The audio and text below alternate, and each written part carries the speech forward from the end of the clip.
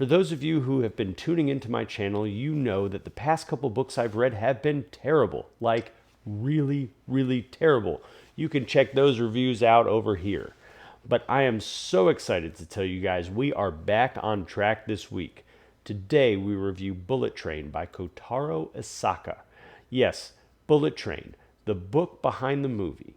And this old man is going to tell you exactly why you should read it.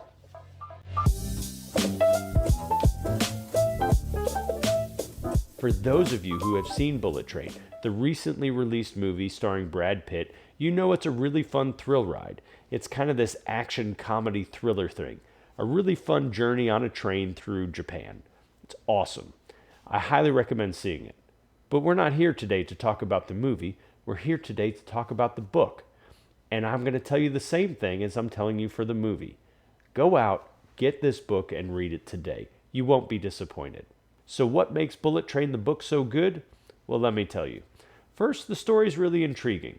We have a confined space, a train, kind of like Murder on the Orient Express. And there's all kinds of things happening from different points of view on the train. Basically, we're looking at a bunch of characters from the underworld, the criminal underworld. And they're all trying to do different things. I would tell you all the characters' names, and I'll try my best, but I'm probably butchering their pronunciations.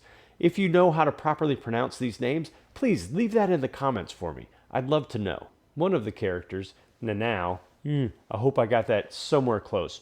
We'll call him the Ladybug, because that's kind of like his code name. So one of the characters, the Ladybug, he's down on his luck all the time, has really, really bad luck. But he's tasked with trying to find a case on the train and get it off the train. We also have Tangerine and Lemon. They're two guys not even related, but everyone assumes they're twins because they look so much alike. They couldn't really be more different. Tangerine's pretty serious. Lemon is this free spirit who doesn't really pay attention to what he's doing. They're on the train because they're trying to transport a mafia boss's son back to the mafia boss. We also have the Prince, a young teenager who is a psychopath or a sociopath. He's very, very intelligent, but really prides himself on trying to manipulate others and set other people up for really bad confrontations. And we have Kimura, a father whose son is in the hospital after having taken a fall off of a building. Kimura knows that his son didn't just fall, he was pushed. Who was he pushed by?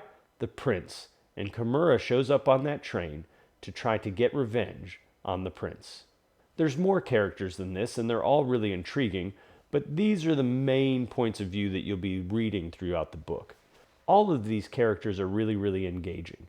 They're fun in their own ways. They're all really likable, even the not-so-nice ones.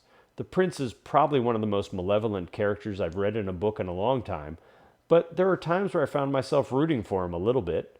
Not because I wanted him to succeed, but because I wanted to see what happened next. Even though the story never really leaves the train, Isaka does a great job of world building here.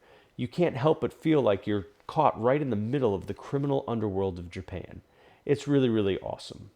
Also, the way to see how each character solves their problems individually and in unique ways is really, really fun. We have some people who are extremely confrontational, others who are super lackadaisical, and several who are very, very ingenious in the way they handle their situations. Isaka also does a great job of building tension in this book.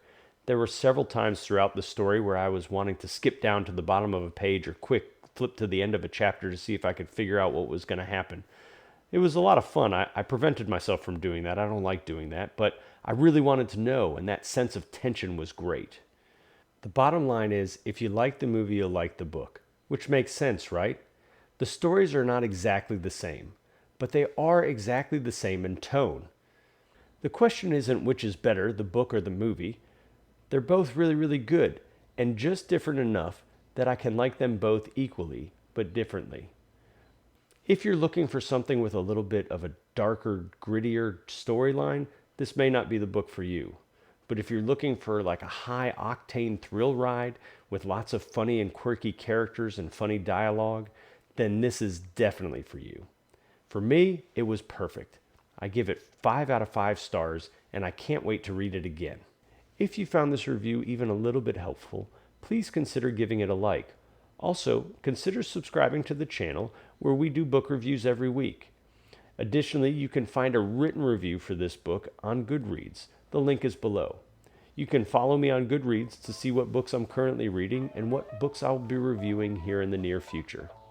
Until then, I hope you find something that you enjoy as much as I enjoyed Bullet Train, and I will see you next week.